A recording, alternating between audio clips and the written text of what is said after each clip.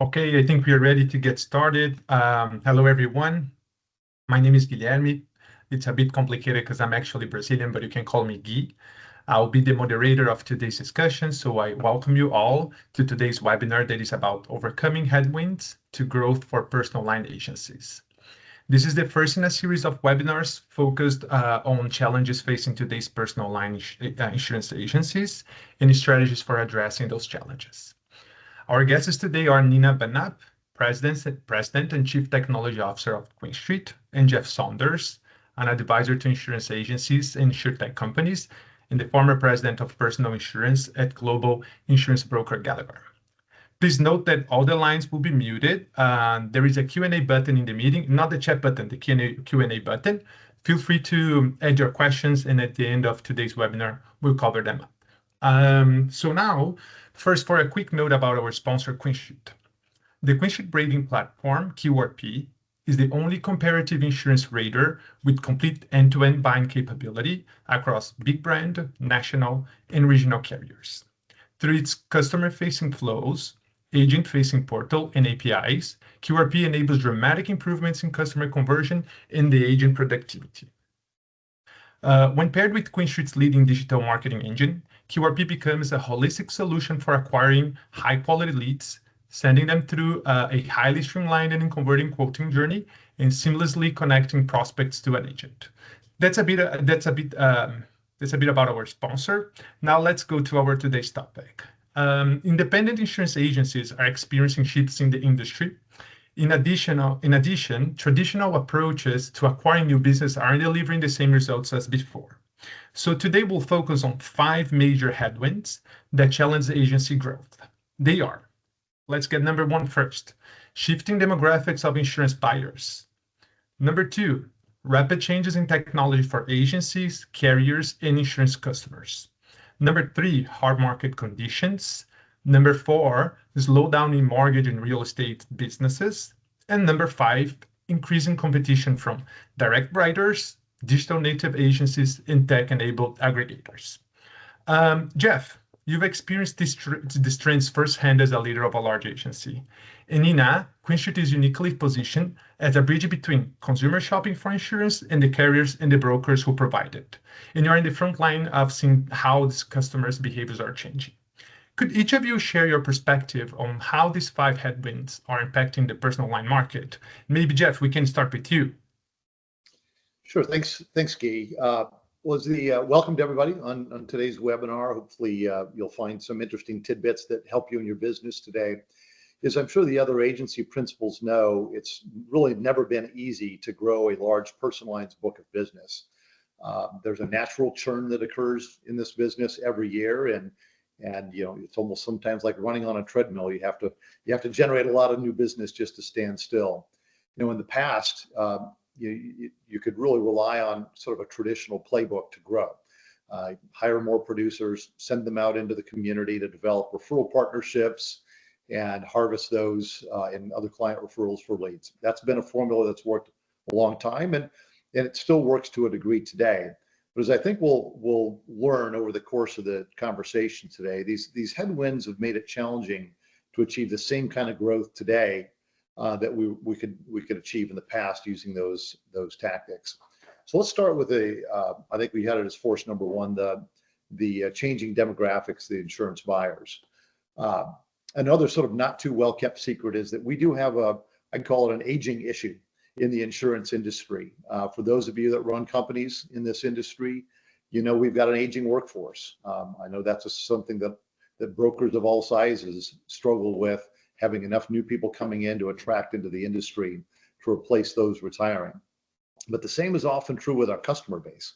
For a lot of agencies that have been around for a long time, their customer base is aging. And as they age, they're selling their assets, they're exiting the insurance business. And if you're not equipped to attract younger consumers, that's going to be an even stronger headwind to growth. So as you think about what's happening as the Gen Z and millennials become a greater part of our population today, they make up 50% of the US population, and that will continue to grow. They are going to be the predominant buyers of our products in the personal lines insurance for decades to come. Not only will they be the predominant buyers, but they will be the predominant holders of assets. So there's a number of studies that out. One in particular I looked at predicts 90 trillion of wealth will be transferred between boomers and Gen X to millennials and Gen Z over the next 20 years.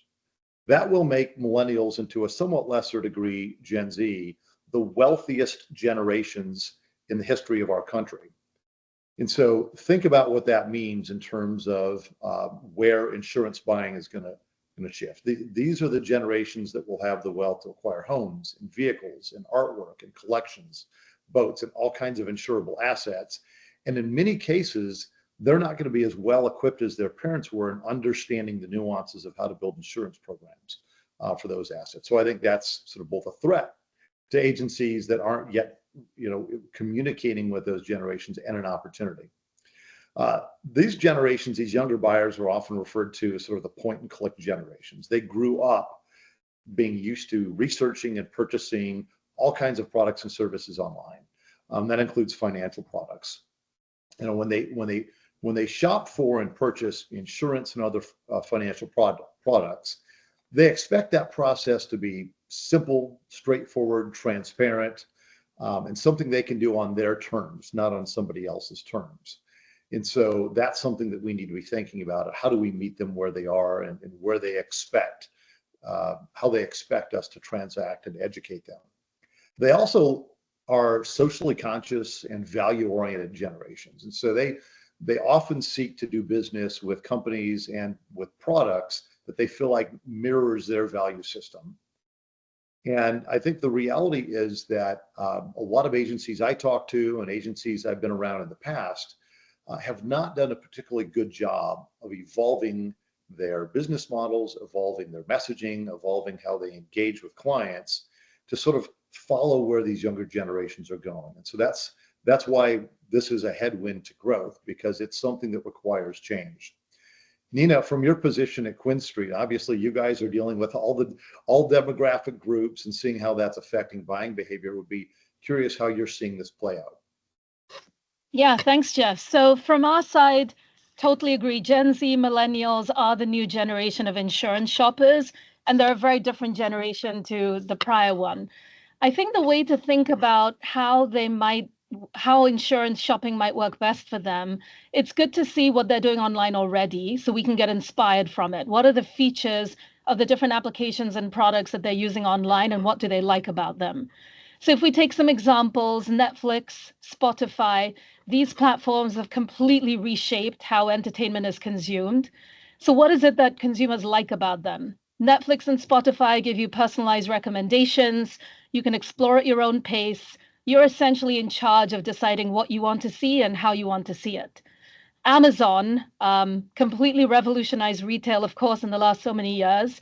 What do consumers like about that? They can do their own advanced filtering. They can look at reviews so they can see what other people think about the products or services that they're looking at.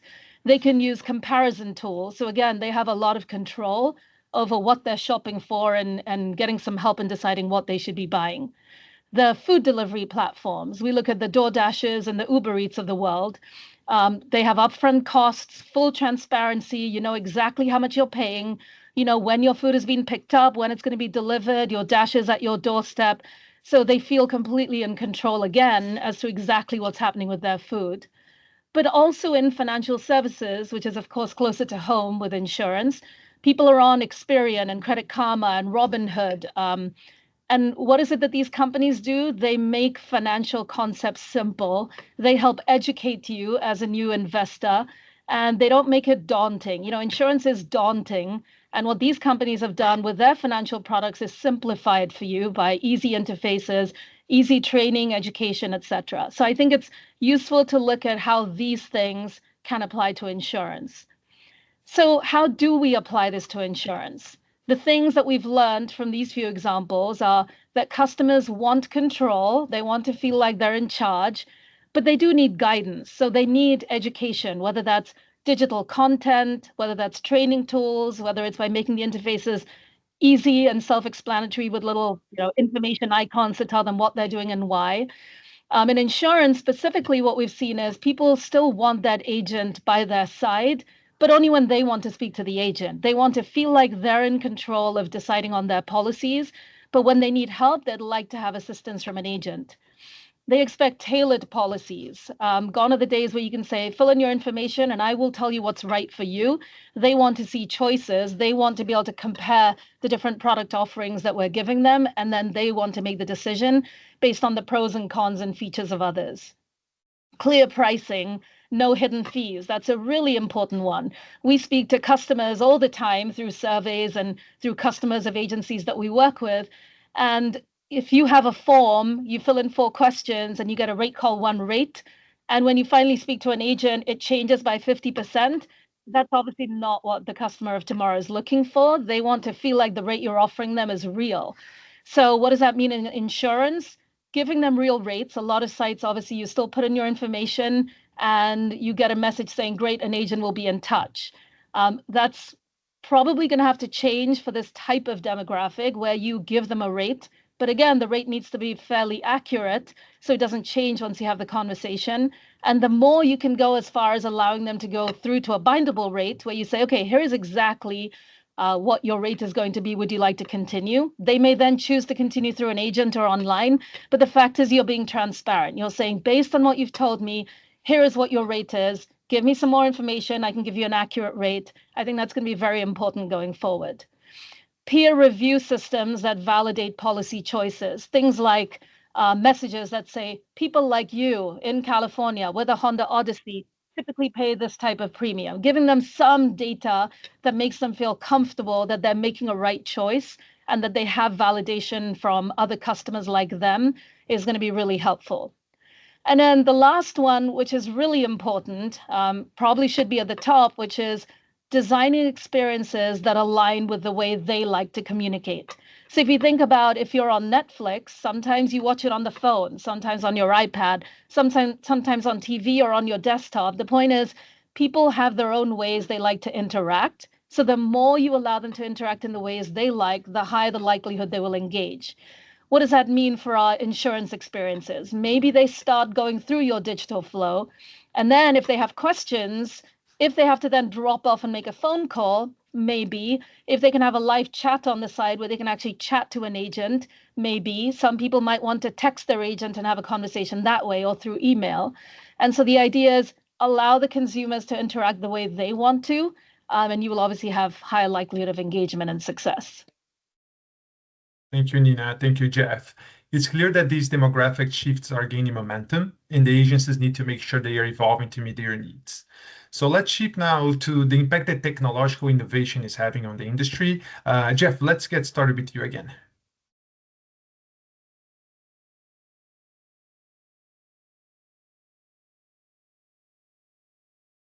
Jeff, you're on mute. Okay, sorry about that. Sure, as an agency leader, this was something I actually had to spend a fair amount of time on, trying to keep up with what was happening in the world of insurtech, how it applied to insurance agencies, how quickly other agencies were adopting different technologies. And that was not an easy thing to do. There's just such an enormity of options out there, and so much change happening all the time. So if you can advance this graphic on the right, just gives you an idea of just how much money has been pouring into this industry. Over the last 5 years alone, over 35 billion has been invested in insurtech companies. And that's a lot of startups, but also money flowing into traditional technology companies to enhance their technology to be more future ready. There's been a lot of innovations throughout the industry ecosystem, not just for P&C and not just for personal lines. But for personal lines in particular, I think there's been some pretty game-changing things that have come along, specifically around like some of the topics Nina was talking about, innovations that help change the sales experience, help change the service experience, or a little more boring, but still pretty impactful technologies that help you make your back end of your agency much more efficient, much more streamlined, so that your people can spend more time on client-facing activities. So on the sales experience front, and I think Nina was just referring to this, the advent of true quote to bind rating platforms where you're getting accurate rates and where those rates are being exposed both to your own staff and to prospects has been a pretty important development just over the last few years. Certainly QRP is a great example of one of these companies building out a robust platform. Other examples like Bindable and Bolt and others are all investing in this area. And even though the adoption across IAs is not huge yet, this is picking up a lot of steam and something that I think really fits with what these younger consumers are vying, really wanting to see from their agents. The other area are client self-service. So that kind of gets the clients in the door. And once they become clients, having that ability to sort of, get an auto ID card anytime, day or night, or to do some simple changes to their policy is something we've heard a lot from our clients that they expect from their agent. A lot of the AMS systems are launching or have their own versions of applications that are tightly coupled to the AMS, which are also seeing a lot of third-party apps that have come onto the scene in the last few years. This is just an example of just the enormity of what's out there in these third-party apps. But some notable examples that are doing a good job with self-service would include Glovebox, Agentero, Insurance Agent App. Those are a few of them that I feel like have gained decent momentum. If you can go back one slide. So the next wave that I think we're all kind of excited to see where this goes is seeing how AI starts to factor into how the CRM and agency management systems operate and how they'll offer opportunities for efficiency, more insightful marketing, cross-selling, and other things. Salesforce with their Einstein agent and their recently announced kind of agent-based AI is going to be really interesting to see how that affects our industry. But I feel like it's probably still a couple of years off before that meaningfully starts to change how things get done. The legacy AMS providers are all investing in modernizing their platforms. It's happening at varying speeds. But I think the reality for most agents is that you can't count only on your AMS system to provide all of the technology you'll need to be future ready. So it's really a challenge to know, how do you engage with this sea of options? How do you keep up to date with it? How do you know which ones are going to work well with your AMS? Which ones are your customers really vying for? And it really just takes doing the hard work and having good partners to work with that can guide you through that. So Nina, I'll turn it over to you. Obviously, insurance technology is a world that you live in. How are you seeing these rapid changes affect your business? Yeah, thanks, Jeff. So there's a few things. So the first thing, of course, is from a consumer-facing point of view, what do these new technologies really need to have in them? They need to have the ability to research, compare, build policies online. You need to have the ability to have quote and bind online, because again, some people will want to go all the way through the process and some people want to, maybe we can go to the next slide. I think I have some of these points there. Some people will want to go all the way through a quote and bind online because they feel completely informed, but some people will not, and they'll want to fall back into speaking to an agent. Some people will then need a seamless connection to the agent if they have questions, which means the agents then also need those tools. They need to be well equipped to be able to do their own quoting and binding, ideally within the system, so that they don't hop over to different carrier portals and obviously lose time there. But these 4 bullet points essentially are telling us that we need a very seamless experience. You're almost blurring the lines between digital as well as agent, so that it really doesn't matter where you started the process, you just continue wherever you left off. As I mentioned earlier, if you're talking to an agent and then you want to go back to the flow and do it yourself to compare policies, you have to go pick up your son from baseball. So it's like, hey, let's continue over text. So really being able to blur the lines between all the different ways that you can interact, I think is going to be important, which is what the last bullet here says, is connecting your digital flow to your live chat, to your text chat, to your email conversations is going to be really important. And obviously there's big benefits to this. Consumers get faster service, more convenience, full transparency as to what's going on. And then agents become more efficient. It's better for productivity. Obviously, that means reduced cost from an agent time point of view. And this whole experience is obviously better for the consumer, and therefore you're going to get more engagement. And the likelihood is you're going to have better conversion and retention going forward. So from a consumer point of view, what are the things that we need to do using technology? I think it's really these things. And then next, what we'll talk about on the next slide is, how do we think about these technologies? So I know I've had many conversations, being in insurance for so many years with agencies where they say, gosh, I really want to do this, but it's a bit of a daunting effort. I have so many priorities right now. How on earth do I fit in like a 1 or 2 year massive overhaul technology product to allow me to have this? And I think the thing to think about is now, given where technology is, there's so many different providers who are best in breed for all different components of what you need, that it really doesn't need to be a big technology overhaul. The things that we really need to think about are, in terms of goal, how do I track my entire sales funnel, all the way from end to end? So my customer sees my brand, whether it's on SEM, whether it's on my organic site, whether it's through an ad, whether it's on an aggregator site where you're buying media. You need to be able to track your entire sales funnel from the point where the customer's actually seen your brand and interacted with it, all the way through to them, let's say, going through a digital flow that you've built out. Maybe they convert. How did they convert? Did they convert online through an agent? Did they convert after a lot of re-engagement through SMS and email? And then all the way through to, well, they converted into a policy. Now let me see how long they retain so I can actually get to lifetime value of my consumer. So I'm literally having the ability to go from impression of my brand through lifetime value of the consumer and every step in the middle. So essentially, if you think about it from a technology point of view, it could be that you're using media companies to show your brand. You have your digital website. You have your CRM where you're dispositioning all these customers. You then have your agency management system where you're tracking retention and so on. So what you really need to do is stitch these pieces together.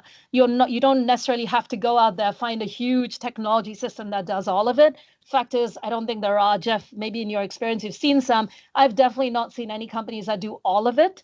And so ideally, you choose best in breed portions that help you stitch it all together so that it's an incremental project that's allowing you to get where you need to go. But essentially, that should be the overall goal, because if you can track your entire funnel, you can immediately start to identify opportunities for improvement along the way, which obviously is going to help make your sales funnel more and more efficient. The more detailed your measurement, the more scalable, for example, digital media buying will become. And that's, again, one big way for you to scale on the agency side is start to access media outside of your own owned and operated media.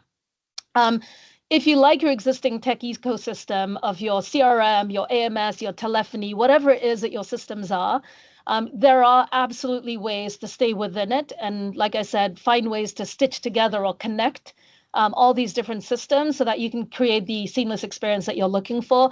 It really shouldn't be a big technology overhaul. My last point here is find a way to build iteratively from where you are to what your ideal deployment will be, which is towards having seamless experiences.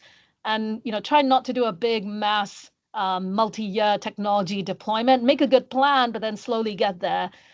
Jeff, I know when we've chatted before, that's kind of how you think about it. I don't know if you have anything to add on that point. No, that's exactly right. I've tried both ways, and the benefit of having waited for those that are sort of waiting to make some of these investments is that those connectors, so the weaving together of different solutions, is getting easier with time as there are more API, kind of the database, if you will, of APIs, and carriers are often kind of the bottleneck for being able to allow connectivity between raters or different technologies. And they know they're the bottleneck. And I think over the last few years, they've invested more in partnering with different technology providers to create open APIs. Any of these standalone apps that know they need to be part of an ecosystem try to go out of their way to build pre-built connectors to the most popular AMS systems. And so it's much more practical today than it would have been even 5 years ago to be able to kind of build out that best of breed ecosystem that Nina was talking about. But you do have to make sure you're building on a strong foundation, and not all AMS systems are equally strong foundations. And so, as you think about starting on this journey of sort of building out this hub and spoke type of a system environment, first question is, do I have the right hub? And is it a core system that has good pre-built APIs to a lot of these other apps, or that these other apps can work effectively with that AMS provider to get those hooks built? So I would just say plan a few steps ahead. And it's almost like a chess match. Kind of know where you're going and plan out the next several steps so you know it will all work together, and then incrementally invest your way into that. I thought that was good advice, Nina. Thank you both again. Let's now move to our item number 3 and discuss about the hard market conditions that are currently disrupting the industry. So please, Jeff, share your point of view here. Yeah, I think everyone, no matter where you're where you're at in the insurance ecosystem, is painfully aware of what's going on with hard market. We're at least 4 to 5 years into what's been an almost historically bad hard market in personal lines, and really for commercial P&C as well. And well, in some respects, you could think of a hard market as being a tailwind for insurance agents in particular, because obviously we're largely getting a fixed percentage of premiums. And so when premiums go up, that can be a tailwind of sorts, and that sort of helps mitigate some of the impact of hard market. But it's also a headwind. And depending on where your business operates in the country, you've been dealing with anywhere from moderate to extremely severe hard market conditions. And that kind of manifests itself in a few ways. So first, just to put some dimensioning on it, in 2023, homeowners insurance was up 11%, double digits across the country. And that really underplays the effect that's happened in the high cat risk states. Think California, Texas, Florida, throughout the Gulf Coast, mountain states where there's wildfire risk. These states, like here in my home state of Texas, we saw a 23% year-over-year increase in 2023. Auto's even been worse. Nationally, auto premiums were up 26% in 2024. And that ranges up to as high as 44% in Missouri of all states, which I was surprised when looking at some of those reports that states you wouldn't typically think of as high cat risk are seeing some enormous increases. So those factors that are giving rise to that inflation, and I won't kind of get into it. Everyone knows sort of a lot of the underlying factors of why we see hard market conditions. There's nothing really sort of showing a slowdown in those drivers.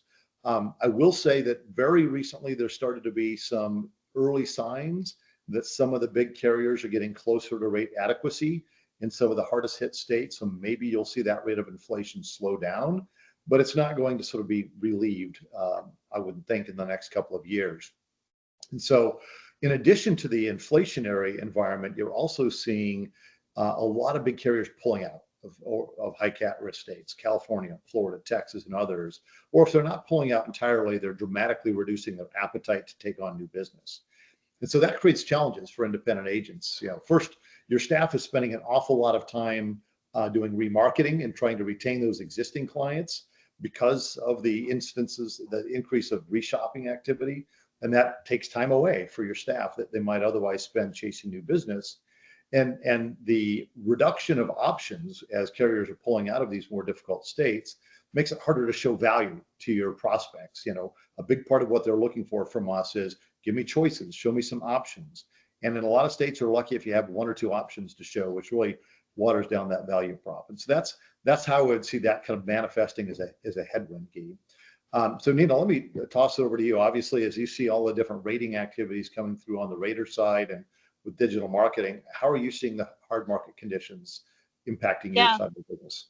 Yeah, so the way we see it is a big part of it is how are people searching? What are they looking for? Are they saying they're homeowners? Are they saying they're renters? And I think what we've seen is a lot of shopping activity increases year over year as people try and find more alternatives. So a lot of consumers are trying to save money right now, so that even the search terms that people are searching for has changed since last year. People are trying to find ways to save by increasing deductibles or looking for more pay-per-mile policies to see if that can make things cheaper. There's more interest in the telematics programs now as people are hearing about them in the ads that the carriers are putting out. People need help navigating these rising costs. But of course, nobody wants to lose the necessary coverage they have. They just want to find a way to do it more effectively. And I think the thing we can do on the agency side is, and the carrier side, of course, is try to explain what the different options are that consumers have to try and save more money, whether it's through bundling their home and their auto or even their rental policy and their auto policy. Safe driving discounts, for example. So I think the way we take advantage of it is by being more helpful, by giving more information, and really tailoring our insights into what the right products might be for our customers by really understanding what their needs are and where they need help. And I think having more consulting-oriented approaches, both on digital as well as through the agent, is what's going to help win over these customers versus just being purely sales-oriented. Here's your information. Here's what you should buy. I think that's going to be important given the hard market and the higher premiums. So the hard market is causing more shopping in client churn as consumers look for alternatives.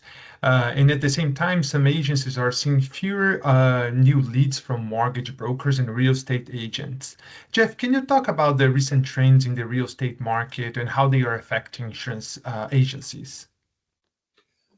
Sure. The sales teams that I've led in independent agents in the past have leaned pretty hard into this market for sources of leads. It's a very common tactic for developing new business, is getting out into the marketplace with producers, building those referral relationships, and winning new business that way, and kind of getting involved in a new insured client's life through their home, and then adding the auto and other policies has always been an effective kind of tip of the spear to get into a household. So if you can advance to the next slide, I think what we've seen over the last 4+ years is a pretty dramatic slowdown in the mortgage space in particular, which is obviously derived from what's happening in real estate. So just a couple of quick graphics here. What you'll see on the right side, on the top right, is what's happened with refinancing mortgage activity since 2020. The orange line representing mortgage rates, and the kind of grayish area in the background represents refinancing activity. And the bottom chart is sort of the same graph, but with new purchase mortgage activity. And bottom line is that as mortgage interest rates rose from 3% in 2020 and 21 up to 7% and even higher in some areas in 24, refinancing activity declined by 90%. And those refinancing transactions were just as much a lead source for agents as new purchases were. The new purchase index declined by 60% over that same period of time. And so independent agents that rely on these sources have really seen these leads dry up. And I've heard that from across agents I work with and really across the industry. And so the challenge is, and frankly, we're probably a year or two at least away from seeing a return to anything that was more like a long-term normal flow. It'll start to happen as hopefully Fed does its thing and mortgage rates come down, but it's not going to spike back up to those kind of 2020, 21 rates anytime soon. And so the challenge for independent agents is, okay, that lead flow's gone away, or at least greatly reduced. How do I backfill that? Where is my growth going to come from? And that's where some of the things we've been talking about, today around getting more involved with digital lead sources, digital marketing, investing in your brand can at least be one way to backfill for those lost leads. And so kind of, Nina, I'll toss it over to you. That realm of digital marketing is sort of your guys' bread and butter at Quinn Street. You're probably seeing some of this impact in real estate as well. Maybe you can share some of your insights. Yeah, I think the biggest thing from a media marketing side of our business is we've seen more and more demand from agencies. Traditionally, most of what we've done has really been on the carrier side, but we've started to see, probably owing to the slowing down of the leads coming in from these industries, real estate and mortgage, more and more demand from agencies of all sizes coming to us saying they want to get leads in whatever form they want to get them in. And I think the point here is, with home affordability at historical lows, agents are looking to do, as I think I mentioned earlier, more with renters, for example, because less people are able to afford to buy homes. So we've seen a big surge in searching for rental policies. The other thing we've seen is rental policies where there's multiple renter living arrangements. So that's a new thing that I've seen that I've not noticed as much as before. So people looking for rental policies, bundled rental with auto policies, multiple living arrangement rental policies. And the other thing I've noticed is people don't fully understand the benefits of having a renter's insurance policy, and that they don't need to be as expensive as maybe they imagine. So I think that's an area that the agencies can start to focus on, is don't just go looking for people with homes, because that's not a hugely growing market. Go focus on people that are renting and find ways to help them save money by bundling, etc. And I think, as you mentioned, Jeff, while these are these are less lucrative than maybe your homeowners. These are the people who are going to be buying homes in the future. So building that relationship, building that loyalty now can only pay off well in the future. Sorry, I was looking for the unmute button. Okay, so the hard market is driving reshopping behavior and taking up more staff time with remarketing tasks. At the same time, traditional sources of new business leads are slowing down. Independent agents are facing tougher competition than ever. Jeff, can you share some of your thoughts on how the competitive landscape in personal lines distribution is changing? Well, it certainly has not been static. If you look back over the last decade or so, the way personal lines gets distributed has seen some pretty significant share shifts among the different channels. So as you'll see on the next graphic, this kind of gives you an illustration of what's happened, just kind of using the 2 points in time of 2011 and 2023. And the biggest winner over that period of time have been the direct writers. They've grown from 14% share of personal lines distribution up to 25% in 2023. And that's been really entirely at the expense of the captive writers. I think the direct writers were really just in a much better position since they control the entire value chain of pivoting towards digital, pivoting towards the more updated technologies, controlling how the technology and their agents kind of work side by side.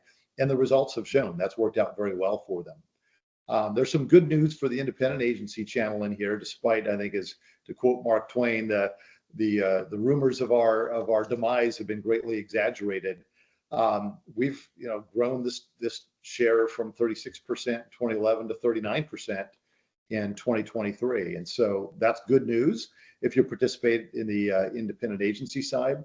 But as you kind of drill down underneath of what's really happening within that 39%. What you'll see is that those players like the native fund, the digitally native startups, either MGAs and agencies, Lemonade and Root would be a couple of examples.